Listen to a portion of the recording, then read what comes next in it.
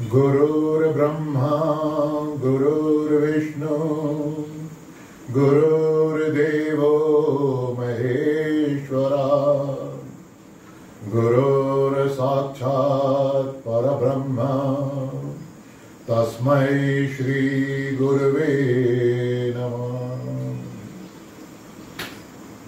गुरु की उपमा ब्रह्मा और विष्णु से करी गई।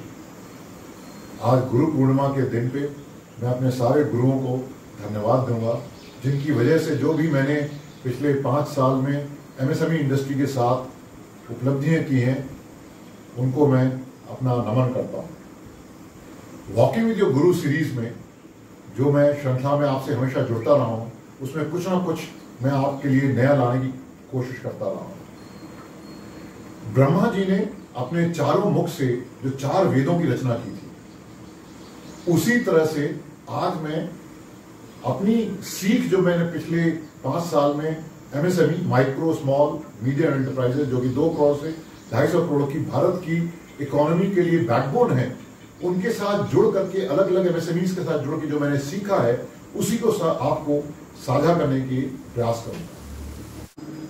गुरु की चर्चा को आगे बढ़ाते हुए मैंने आज गुरु GURU के ही फ्रेमवर्क को उठा करके आपके साथ वो 4 सीख साझा करने जा रहा हूं।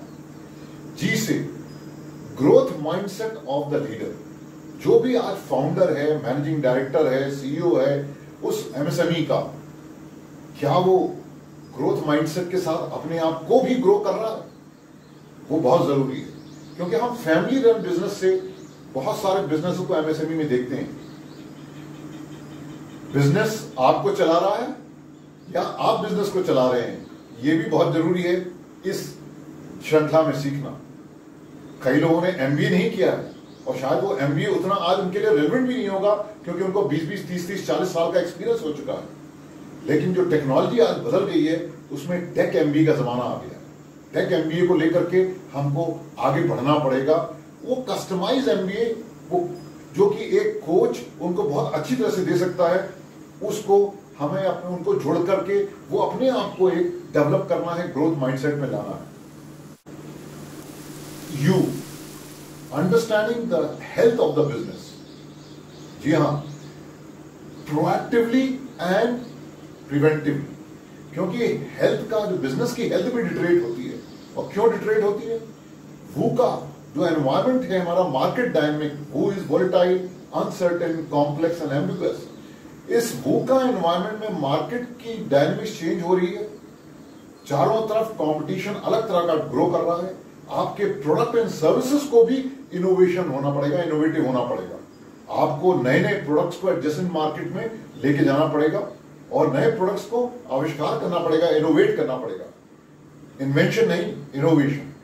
और एक कल्चर ऑफ इनोवेशन अपने ऑर्गेनाइजेशन, अपनी टीम्स में भी डेवलप करना पड़ेगा। ये बहुत जरूरी है अपने बिजनेस को आगे ग्रो करने के लिए या सस्टेन या स्केल करने के लिए।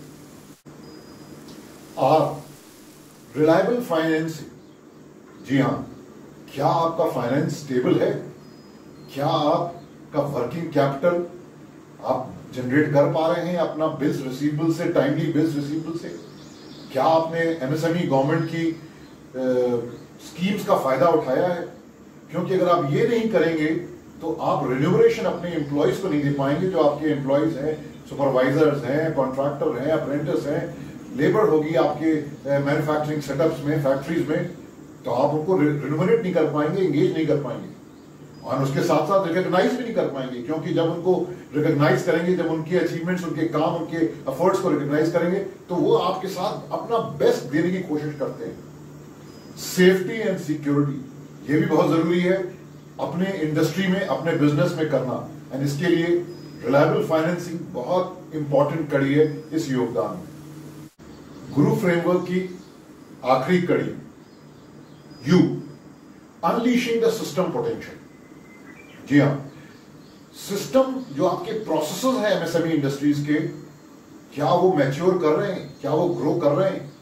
क्या आप हर स्टेक होल्डर, हर एलिमेंट, हर रिसोर्स की और हर डिपार्टमेंट और हर फंक्शन की कड़ी को जोड़ के बिग पिक्चर की तरह से उसको आगे बढ़ा पा रहे हैं, प्रोसेस की तरह से? ना केवल लोगों की वजह से। यस, लोग बहुत इंपॉर्टेंट हैं, लेकिन प्रोसेस मैच्योरिटी का 5 लेवल पे आगे बढ़ना बहुत जरूरी है। मैंने ज्यादातर एमएसएमईज को सेकंड या थर्ड लेवल की प्रोसेस मैच्योरिटी पे ब्लॉक या अटक करके देखते हुए देखा है, वहां पर ही रुक जाते हैं, उनकी प्रोसेस मैच्योरिटी आगे नहीं बढ़ती, इसी की वजह से वो आगे ग्रो नहीं कर पाते। इसीलिए unleashing the system potential is very important to grow this MSMEs. Guru Parv पे गुरु फ्रेमवर्क को साझा करते हुए मेरे पार्टनर ने बहुत ही अच्छी बात कही। क्या आपको ड्राइव कर रहा है? What drives you? Is it fear? Is it greed? Is it duty? और इज इट लव?